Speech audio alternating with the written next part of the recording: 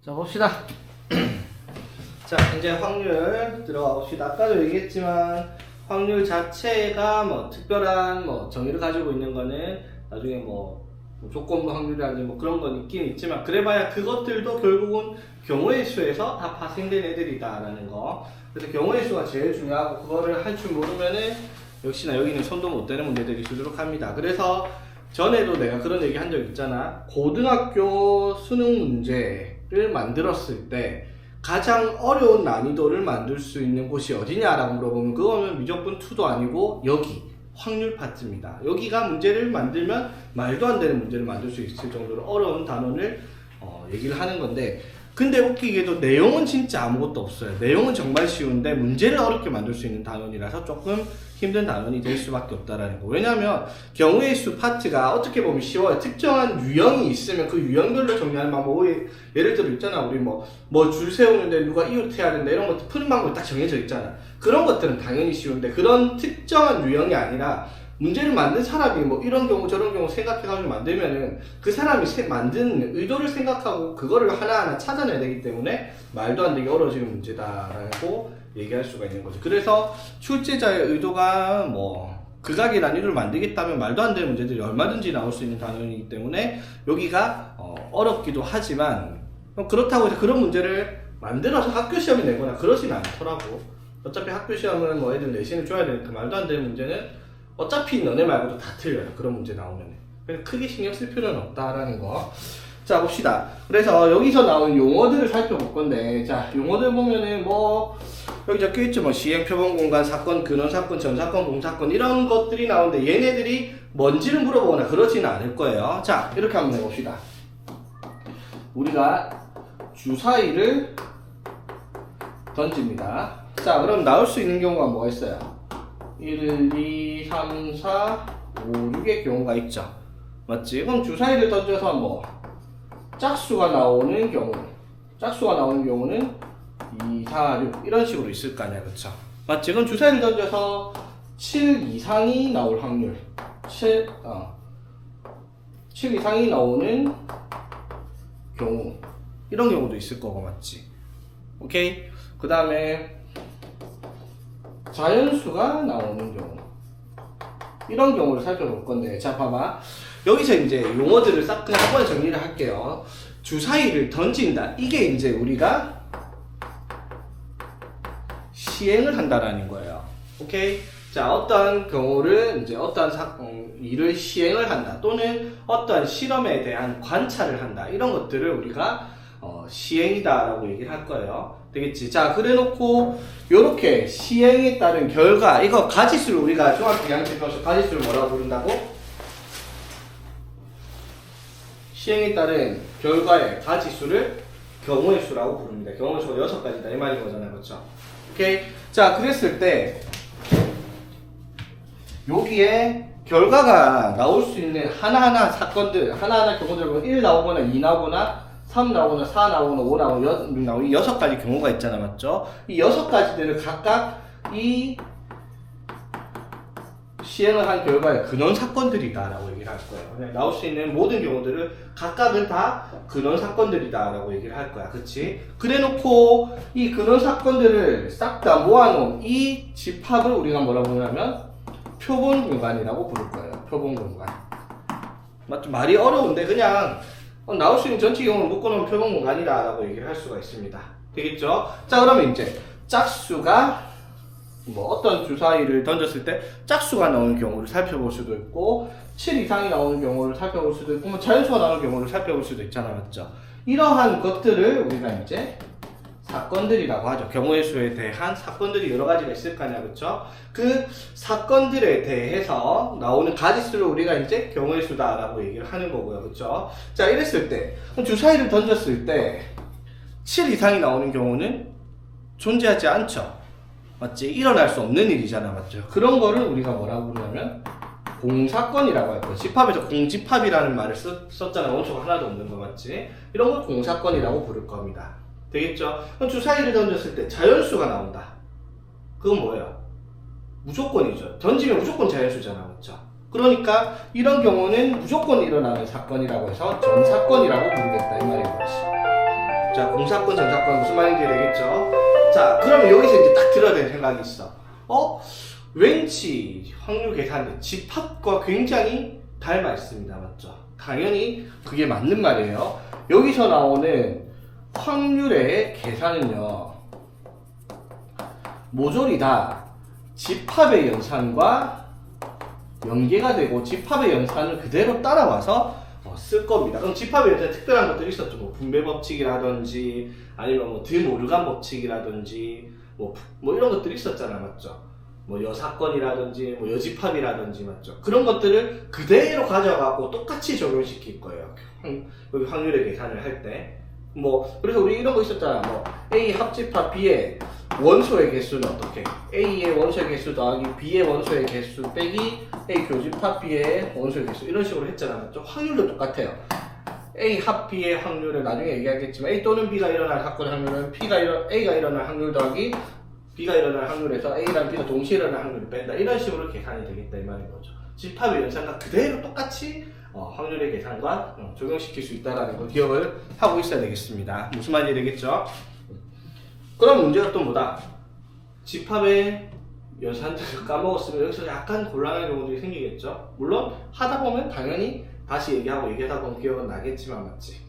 그래서 이제 당장 처음 보면 이게 뭐였더라 이렇게 할 수 있는데 문제를 풀면서 이거를 어떻게 적용시켰는지 이런 것도 다시 다 설명을 할 거니까 뭐 그런 건 크게 신경 안 써도 되겠지만 집합 전체를 알고 있을 필요는 없거든요. 여기서 필요한 연산분만 알면 되니까. 되겠죠? 자, 그러면 이제 여기서 핵심은 사건들이죠. 왜? 경우의 수에 대해서 특정한 사건들에 대한 전체 경우의 비율을 우리가 확률이라고 할 테니까 그걸 계산하려고 하면 사건들에 대한 내용들을 정확하게 이해를 해야 되는데 이 사건의 종류가 여러 가지가 있습니다. 자, 공사건 이런 건, 전사건 이런 거 무시하고요. 첫 번째, 배반 사건이라는 게 있어요. 자, 이 배반은 뭐 배신하다 이런 건 아니겠죠, 맞지? 서로 반대되는 사건이다라고 얘기를 하는 건데 이게 뭘 말하는 거야? 예를 들면 이런 거야. 주사위를 던지는데 A라는 사건과 B라는 사건이 A는 짝수가 나오는 사건이라고 하고 B는 홀수가 나오는 사건이다 라고 얘기를 해요. 이런 걸 배반이라고 해요. 무슨 말일까? 두 사건의 공통부분이 없는 경우를 어떻게? 배반 사건이라고 할 거야. 되겠죠? 그러면 이 배반 사건 두 개를 합치면 전 사건이 될까 안 될까? 전체가 될까 안 될까? 안 될 수도 있죠. 왜? 배반 사건의 중요한 점은 뭐냐면 집합으로 치면 이거예요. 요거 공통부분이 없으면 배반 사건이야. 맞죠? 그럼 예를 들어 A라는 사건이 4의 배수가 나온 사건이라고 하고 B라는 사건이 3의 배수가 나온 사건이라고 치면 이거 공통되는 거 없죠? 주사위 던져서 얘는 4 있고 얘는 3, 6 두 가지 공통되는 거 없잖아? 그럼 배반 사건 맞잖아. 근데 그 두 개를 합친다고 해서 전체는 아니잖아요. 맞죠? 네. 배반을 합친다고 전체가 된다는 거는 생각하면 안 되는 부분. 공통 부분이 없는 사건들을 우리가 배반 사건들이라고 부를 거예요. 이해되겠어? 되겠지? 자, 그 다음에 이제 또 중요한 거. 여사건. 자, 여사건을 어디서 가져왔겠다? 여집합에서 가져왔겠죠. 집합으로 치면 A의 여집합. 즉, 무슨 말이에요? 사건 A가 짝수가 나오는 경우를 말한다면 A의 여사건은 뭐겠다?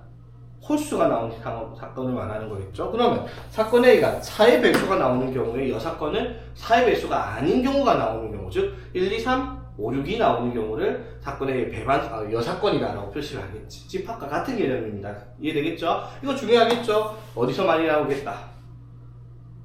집합에서 했던 것처럼 적어도 어쩌고 저쩌고 하는 이때 여사건들을 오지게 많이 쓸 겁니다. 경우의 수 할 때 여사건을 엄청나게 많이 쓰니까 여사건에 대한 개념 이해를 해야 되고요. 그 다음에 이제 우리가 경우의 수 처음 배울 때 법칙을 두 개를 배웠어요. 법칙을 뭐를 배웠냐면 합의 법칙과 곱의 법칙을 배웠단 말이에요. 맞죠? 합의 법칙은 뭐예요? 사건 A, B가 동시에 일어날 수가 없는 경우에 한해서 사건 A랑 B의 가지수를 더하는 경우, 이거를 합의 법칙이라 해요. 곱의 사건은 뭐예요? 사건 A랑 B의 경우를 곱하는 거예요. 사건 A랑 B가 동시에 일어나는 경우에 대해서 그거를 우리가 경우의 수의 가지수를 곱한다 라고 얘기를 해서 우리가 곱의 법칙이라고 얘기했잖아요. 제일 대표적인 게 이거죠. A에서 B로 가는 길, C로 가는 길, C로 가는 길, 그런 식으로 있다고 치자. 그러면 A에서 D로 가는 가지수를 찾을 거예요. 그렇죠? 그러면 A에서 D로 가는 게 A에서 B로 갔다가 D로 가거나 또는 A에서 C로 갔다가 D로 가는 경우 두 가지가 있잖아. 맞죠? 그럼 이거랑 이거는 동시에 일어날 수 없는 경우잖아. 맞죠? 그래서 이 경우랑 이 경우를 뭐도 있어요? 더 하는 거였죠. 맞죠? 그래서 동시에 일어난다. 이것보다 더 중요한 말은 그냥 사건 A 또는 B가 일어나는 경우다 라고 얘기를 한다 했죠. 맞지? 그쵸? 그래서 이거 A에서 D로 가는 게 이거 또는 이거니까 이 경우랑 이 경우를 더하는 문제가 될 거고요. 맞지? 그럼 A에서 D로 가는 경우는 어떻게? A에서 B로 갔다가 D로 가는 거잖아. 맞죠? 그러면 여기서 말하는 동시라는 게 시간적인 동시가 아니라 결과적인 동시를 말하는 거예요. 무슨 말이냐면 이거야. A에서 B로 갈 수 있는 길이 세 가지가 있는데 이 세 가지마다 D로 갈 수 있는 게 두 가지가 있잖아. 맞죠? 그럼 여기로 갔을 때 두 가지, 여기로 갔을 때도 두 가지, 여기로 갔을 때도 두 가지가 있으니까 총 6가지 맞죠? 그래서 이때는 어떻게 해서 A로 B로 가는 경우가 세 가지, 그리고 B에서 D로 가는 경우가 두 가지. 이거 두 개를 동시에 타야 되니까 이 경우가 6가지다라고 얘기를 하는 거고 맞죠? 그럼 A, C로 가는 거는 A에서 C로 가는 게 4가지, C에서 D로 가는 게 3가지 하니까 12가지. 이럴 때 이제 곱의 법칙 적용해가지고 총 경우의 수는 합의 법칙으로 18가지다. 이렇게 계산을 했던 거. 맞죠? 이게 우리가 경우의 수 파트에서 계산하는 부분이에요. 맞지? 이게 그대로 적용됩니다. 합사건과 곱사건이라고 해서 합사건은 어떻게? 사건 A 또는 B가 일어나는 경우는 사건을 A, B를 합친다라는 개념이고 곱사건도 마찬가지 사건 A 그리고 B 동시에 일어나는 경우에 대해서는 두 사건의 가지수를 곱한다라고 해서 곱사건 이런 식으로 얘기를 하는 건데 일단은 뭐 이게 그때랑은 다르게 무조건 곱사건이라서 다 경우수를 각각 다 곱해야 되냐 그런 건 아닌데 자 일단 기억을 해야 될 게 합사건과 곱사건은 말 그대로 사건을 합하는 거나 사건을 곱하는 개념인데 여기서 OR과 AND의 개념 자 OR과 AND의 개념 집합에서 어떤 개념이 있었어요? 사건 A, B라고 했을 때 집합에서 A 또는 B는 사건 A 또는 B는 집합에서 A 합집합 B라는 정의를 사용해서 나타냈었잖아. 맞죠? 그러면 곱사건으로 표시되는 거는 우리 집합에서 어떻게 표시했어요? A 그리고 B 원소가 동시에 겹치는 부분이니까 A랑 B의 교집합 부분을 우리가 이 교집합의 정의가 이거잖아. X가 원소인데 X가 A의 원소 그리고 X가 B의 원소이고 이게 이제 우리가 교집합의 정의였고요. 합집합은 여기가 또는 이게 들어갔을 때 합집합의 정의였단 말이야. 맞죠? 이게 그대로 적용이 되는 거죠. 마치 사건 A 또는 B라고 했을 때 합사건 A 합 B라는 기호를 사용해서 나타냈고 곱사건도 마찬가지 A 그리고 B니까 A 교집합 B로 집합 표시하듯이 이렇게 표시를 하겠다라고 얘기하는 거지. 자 여기까지 무슨 말인지 이해되겠습니까?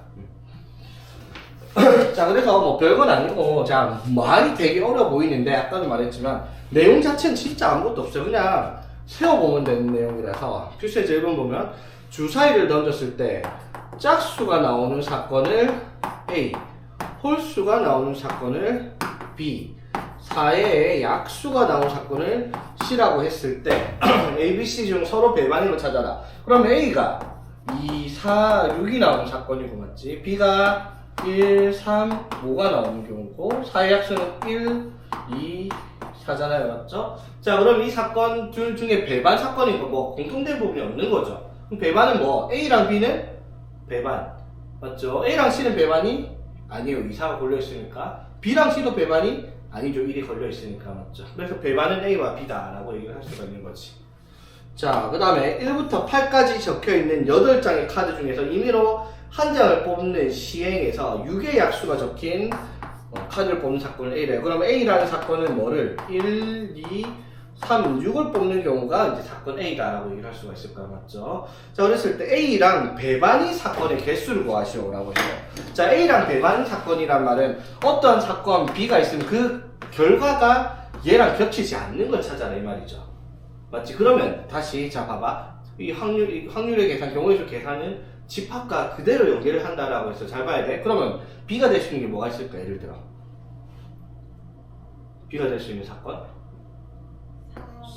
4, 5, 8 이렇게 나오는 사건 B랑 A랑 배반되죠. 근데 이런 사건이 되어도 어떻게? A랑 B는 배반이죠. 맞지? 아니면 뭐 이렇게 되어도 A랑 B는 배반이죠. 아니면은 뭐 이렇게 적혀 있어도 어떻게? A랑 배반이란 말이야. 맞죠? 그 말은 무슨 말?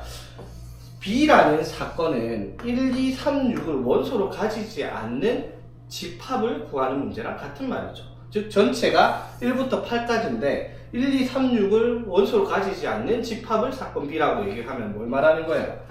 1, 2, 3, 4, 5, 6, 7, 8 집합 이런 거 했죠? 1, 2, 3, 6을 원소로 가지지 않는 부분 집합의 개수는 2의 4제곱 16개다 했던 그 내용이 여기서 나오는 거죠. 무슨 말인지 되겠습니까? 오케이? 뭐 사실 지금 한 내용은 중요한 것도 아니고 시험 문제 나온 것도 아니고 아무것도 아닌 거예요. 그냥 집합의 연계성이 있다라는 걸 보여주기 위한 내용이고 진짜 본격적인 확률은 여기서부터 시작을 하는 겁니다. 자 보겠습니다. 확률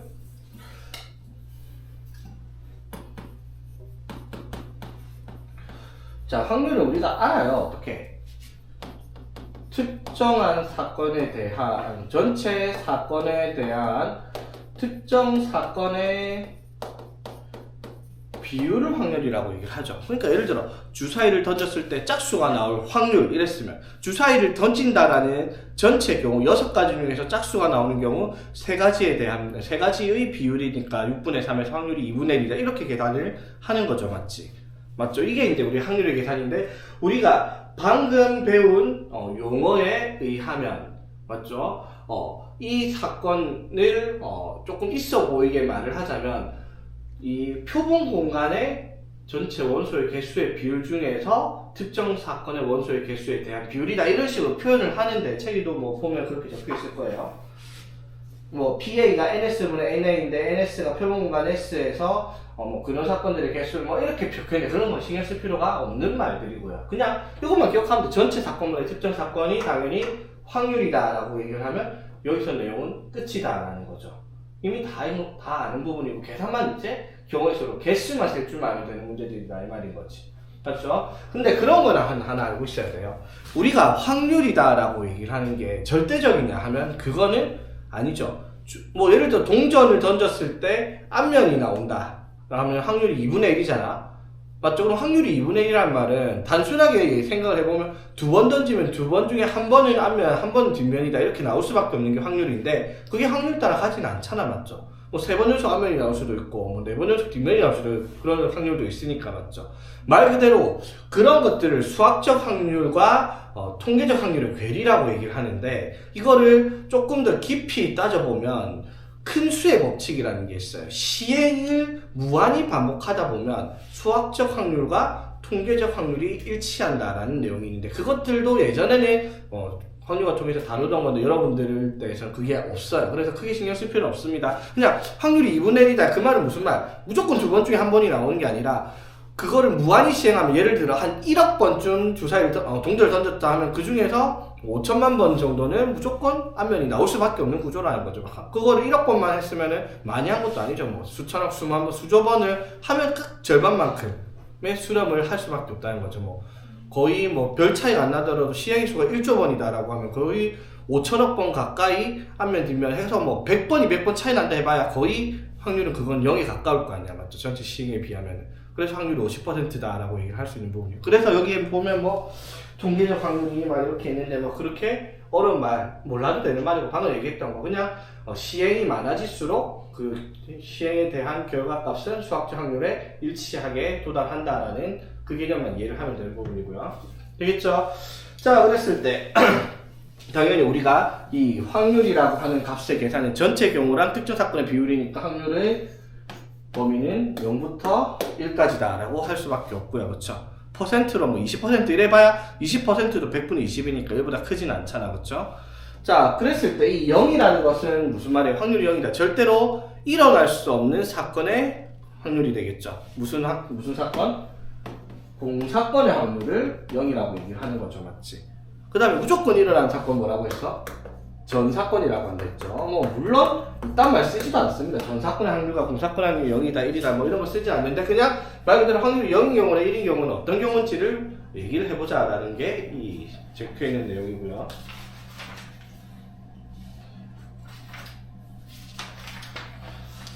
그래서 뭐 이런 느낌이다. 뭐 문제는 다 못 풀겠지만은 이런 느낌이다라는 것만 봅시다. 필수 예제 3번에 자 주사위 2개를 던졌을 때 나오는 눈의 수가 같을 확률. 자, 주사위를 두 번을 던진다라는 경우가 이 전체 경우가 되고 맞지? 자, 첫 번째는 같은 눈이 나올 확률이잖아, 맞죠? 그러면 주사위를 두 번 던진다라고 하면 전체 경우는 당연히 6 곱하기 6 해서 36가지란 말이야, 맞죠? 그 중에서 같은 눈이 나오는 경우는 당연히 몇 가지? 1, 1, 2, 3, 3, 4, 4, 5, 6, 6 해서 6가지잖아, 맞죠? 그래서 6분의 1이다. 이런 식으로 계산하는 게 우리가 해야 되는 확률의 계산이다라는 거죠. 기본적인 거 한번 봅시다. 합이 8인 경우. 자, 합이 8인 경우는 두 개를 던졌을 때 1부터 6까지죠, 주사위면은. 그러면 합이 8이면 1, 7 이런 거 안 돼요. 주사위 7 없으니까. 뭐 있어요? 2, 6, 3, 5. 맞죠? 이거 다 적을 필요 없어요. 무조건 2, 6부터 시작하면 6위까지 갈 테니까. 여기만 몇 개인지만 세면 되잖아. 맞죠? 다 적을 필요 없이. 총 5가지 이렇게 되겠죠. 그래서 확률은 36분의 5 이런 식으로 써주면 되고요. 그치? 그 다음에 자, 이런 것들이 이제 조금 복잡해지는 거죠. 곱이 두 수의 곱이 나오는 두 수의 곱이 완전 제곱수일 확률을 구하시오 라고 얘기를 했습니다. 되겠어? 자, 그럼 완전 제곱수다 라고 얘기를 했을 때 나올 수 있는 경우가 우리가 뭐가 있어요? 완전 제곱수라고 제곱수죠 그냥 숫자에서 뭐 있다? 1, 4, 9, 16, 25, 주사위는 6까지밖에 없으니까 최대 36까지밖에 안 나오죠, 맞지? 자, 그러면 이제 곱이 1이 나오는 경우 몇 가지? 한 가지 맞죠? 4가 나오는 경우는 2도 있지만 1, 4랑 4, 1도 있으니까 3가지 맞죠? 곱이 9인 경우는 3, 3은 9 하나밖에 없고요, 맞지? 그 다음에 16인 경우는 2, 8 안 되잖아, 맞죠? 주사위니까 4, 4 하나밖에 없고요, 그렇지? 그 다음에 25도 5 곱하기 5 하나밖에 안 되고, 그 다음에 뭐 36도 2랑 18 안 되고 4, 9도 안 되고 주사위니까 6, 6밖에 없으니까 한 가지. 그래서 다 세어보니까 총 몇 가지? 8가지 이런 식으로 계산을 하는 형태의 문제다라고 얘기할 수 있는 부분인 거지. 되겠죠? 그래서 봐봐, 이거 1번 이건 뭐 같은 눈이 나오는 경우, 합이 8 나오는 경우 해놓고 갑자기 뭐 두 수의 곱이 완전 제곱수다 이런 식으로 말을 해버리니까 갑자기 난이도가 팍 올라간 느낌이 살짝 있죠, 맞지? 그러니까 여기가 문제라는 거예요. 확률 구하는 것 자체는 아무것도 아닌데 그 구해야 되는 경우를 어렵게 만들수록 문제가 어려질 수밖에 없는 구조라는 거. 그래서 내용은 아무것도 없지만 문제를 더 어렵게 만들면 끝도 없다라고 할 수밖에 없다라는 거지. 무슨 말인지 되겠죠? 자, 그래서 그 다음부터는 이제 우리가 배웠던 순열, 조합, 원순열, 중복조합, 중복순열 막 이런 것 막 샀던 거 많았잖아요. 같은 것이 있는 순열도 있고 그런 것들을 통틀어서 이제 확률을 구하는 문제가 나온다라고 얘기하는 거지. 그 말은 무슨 말? 앞에서 했던 경우에서 구하는 것들을 다 할 줄 알아야지 이 뒤에서부터 나오는 확률 계산에 문제가 없을 거다라고 할 수 있는 부분이고. 그렇죠? 그래서 오늘은 여기까지만 하고 다음 시간부터 다시 확률 쭉 나가보겠습니다. 그리고 여기는 여러분 생각보다 진도가 굉장히 빨리 나가질 거예요. 내용이 없어가지고 문제를 많이 풀어보면 되는 부분이라서. 그러고 나면 이제 통계 부분이 나오는데 통계가 전에 얘기했죠. 요상한 파트라고. 처음 들으면 저게 뭔 개소리야 할 정도로 문제 말들이 어렵고 막 용어도 어렵고 막 그렇게 되는데 그 문제들이 푸는 방법이 딱 하나씩밖에 없는 그런 요상한 애들이에요. 무슨 말인지 모르는데 문제는 풀어지는 그런 단어이기 때문에 거기도 크게 염려할 필요는 없습니다. 무슨 말인지 완전히 이해를 하려면 확률과 통계를 최소한 한 3번 정도 개념을 돌려보면은 이게 그 말이구나라는 걸 이해할 수 있는데 그 정도 시간 없잖아 우리는. 그래서 어떻게 푸는지 그것만 빠듯하게 바바박 쪼아놓고 하면은 한 번만 풀지 않고 끝나는 문제들이기 때문에 그렇게 어렵게 생각하지 맙시다.